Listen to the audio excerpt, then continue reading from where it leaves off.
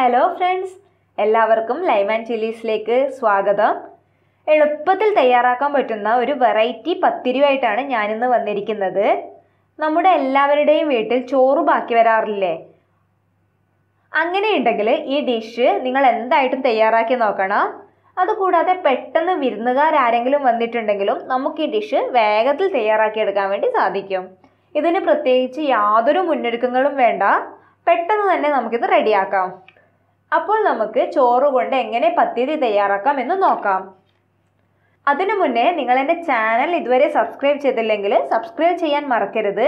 അതിൻ്റെ കൂടെയുള്ള ആ കുഞ്ഞു ബെല്ലൈക്കൺ കൂടെ പ്രസ് ചെയ്താൽ ഞാൻ വീഡിയോസ് ഇടുമ്പോൾ തന്നെ നിങ്ങൾക്ക് നോട്ടിഫിക്കേഷൻ ലഭിക്കുന്നതായിരിക്കും. അപ്പോൾ നമുക്ക് വീഡിയോയിലേക്ക് കടക്കാം.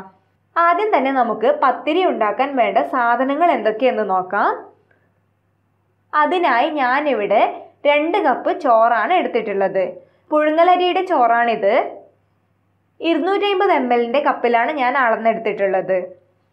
പിന്നെ 2 പച്ചമുളക്, 5 ടേബിൾ സ്പൂൺ അരിപ്പൊടി, ഒരു വലിയ സവാള, ചെറിയൊരു പീസ് ഇഞ്ചി ചതച്ചത്, കുറച്ച് മല്ലിയില, കുറച്ച് കറിവേപ്പില, 1/2 ടീസ്പൂൺ ജീരകം, ആവശ്യത്തിന് ഉപ്പ്.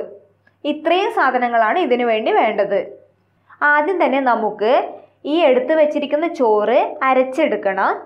പിന്നെ ചോറിന് നല്ല പശിമയുള്ളത് കൊണ്ട് തന്നെ വെള്ളം ചേർക്കാതെ വേണം അരച്ചെടുക്കാൻ വേണ്ടിയിട്ട്. വെള്ളം ചേർക്കാതെ അരയുന്നില്ല എന്നുണ്ടെങ്കിൽ വളരെ കുറച്ച് വെള്ളം ചേർത്തിട്ട് നമുക്കിത് അരച്ചെടുക്കണം. അപ്പോൾ ചോറ് ഞാനിവിടെ അരച്ചെടുത്തിട്ടുണ്ട്. ഇനി ഇതിലേക്ക് ആവശ്യത്തിന് ഉപ്പ് ചേർക്കണം. പിന്നെ നേരത്തെ പറയാൻ വിട്ടുപോയ ഒരു കാര്യമാണ്, ഒരു 1/4 ടീസ്പൂണിലും കുറവ് മഞ്ഞൾപ്പൊടി കൂടെ ചേർത്ത് കൊടുക്കണം. അടുത്തതായി നമുക്ക് ജീരകം ചേർക്കാം.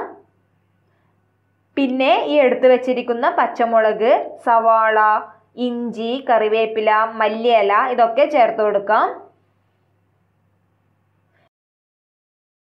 ഞാനിവിടെ കുഴച്ചെടുക്കാൻ വേണ്ടി സൗകര്യത്തിന് വേണ്ടിയിട്ട് വലിയൊരു പാത്രത്തിലേക്ക് മാറ്റിയിട്ടുണ്ട്. അടുത്തതായി നമുക്ക് അരിപ്പൊടി ചേർത്ത് കൊടുക്കണം. ഈ കൂട്ടൊന്ന് കട്ടിയാക്കി എടുക്കാൻ വേണ്ടിയിട്ടാണ് അരിപ്പൊടി ചേർക്കുന്നത്. ഈ അരിപ്പൊടി കുറച്ചായിട്ട് വേണം ചേർത്ത് കൊടുക്കാൻ വേണ്ടിയിട്ട്. ഞാനിപ്പോൾ ഇവിടെ 3 ടേബിൾ സ്പൂണാണ് അരിപ്പൊടി ചേർക്കുന്നത്. കുഴച്ച് നോക്കിയിട്ട് വേണമെങ്കിൽ നമുക്ക് പിന്നെയും ചേർത്ത് കൊടുക്കാം. ഇവിടെ നിങ്ങൾക്ക് ഏത് അരിപ്പൊടി വേണമെങ്കിലും ഉപയോഗിക്കാം. വറുത്തതായാലും വറക്കാത്തതായാലും കുഴപ്പമൊന്നുമില്ല. ഇത് നന്നായി കുഴച്ചെടുക്കണം. പത്തിരി ഉണ്ടാക്കാൻ വേണ്ടിയിട്ട് ഈ ഒരു കട്ടി മതിയാവില്ല. അതുകൊണ്ട് തന്നെ നമുക്ക് കുറച്ചുകൂടെ അരിപ്പൊടി ചേർത്ത് കൊടുക്കാം.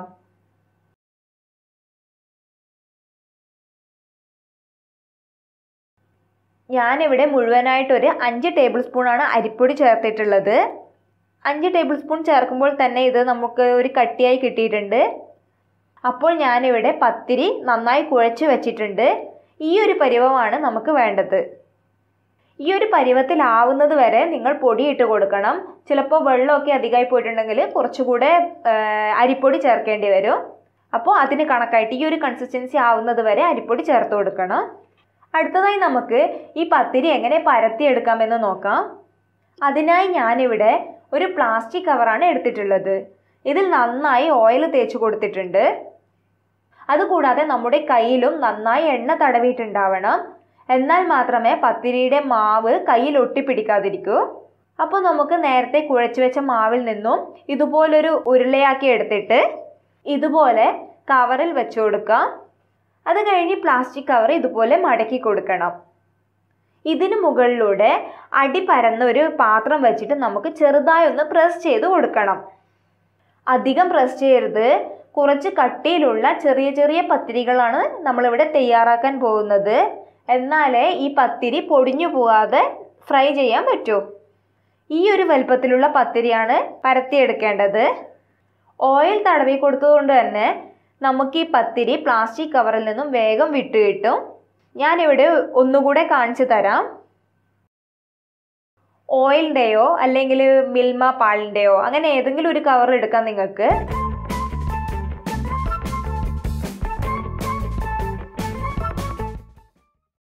ഇത് ചെറിയൊരു പത്തിരി ആയി പോയിട്ടുണ്ട്. കുറച്ചുകൂടി വലുപ്പത്തിൽ ഇത് പരത്തണം. അതുകൊണ്ട് ഒന്നുകൂടി ഒന്ന് പ്രസ് ചെയ്ത് കൊടുക്കാം. ഇതുപോലെ പരത്തി ഉടനെ ഫ്രൈ ചെയ്ത് എടുക്കുന്നതാണ് നല്ലത്. വേഗത്തിൽ പത്തിരി പരത്തിയെടുക്കാൻ പറ്റുന്നതേ ഉള്ളൂ. നമുക്ക് ഫ്രൈ ചെയ്യുന്ന അതേ സമയത്ത് തന്നെ നമുക്കിത് പരത്തിയെടുക്കാനും സാധിക്കും. അടുത്തതായി നമുക്ക് ഈ പരത്തി വെച്ച പത്തിരിയെ ഫ്രൈ ചെയ്തെടുക്കാം. അതിനായിട്ട് ഓയിൽ ചൂടായി വരുമ്പോൾ അതിലേക്ക് പത്തിരി ഇട്ട് കൊടുക്കണം. വളരെ ശ്രദ്ധിച്ച് വേണം ഇത് ഓയിലിലേക്ക് ഇട്ട് കൊടുക്കാൻ വേണ്ടിയിട്ട്, അല്ലെങ്കിൽ ഓയിലൊക്കെ പുറത്തേക്ക് തെറിച്ചു വരും. ഒരു മീഡിയം ഫ്ലെയിമിൽ ഇട്ടിട്ട് വേണം പത്തിരി ഫ്രൈ ചെയ്തെടുക്കാൻ വേണ്ടിയിട്ട്, എന്നാലേ അതിൻ്റെ ഉൾഭാഗമൊക്കെ വെന്ത് കിട്ടുള്ളൂ. പിന്നെ പ്രത്യേകം ശ്രദ്ധിക്കേണ്ട കാര്യം, പത്തിരി ഓയിലിൽ ഇട്ട് ഉടനെ ഇളക്കി കൊടുക്കരുത്, അത് പൊടിഞ്ഞു പോകും. കുറച്ച് കഴിഞ്ഞതിന് ശേഷം ഇതുപോലെ എണ്ണ പത്തിരിയുടെ മുകളിലേക്ക് ആക്കി കൊടുക്കാം. അങ്ങനെ ആകുമ്പോൾ പത്തിരിയുടെ മുകളിലും താഴെയും എല്ലാം ഒരുപോലെ ചൂടെത്തും. അപ്പം നമ്മുടെ പത്തിരിയുടെ ഒരു സൈഡ് ഇവിടെ ഫ്രൈ ആയി വന്നിട്ടുണ്ട്. ഇനി നമുക്കിതിനെ തിരിച്ചിട്ട് കൊടുക്കാം.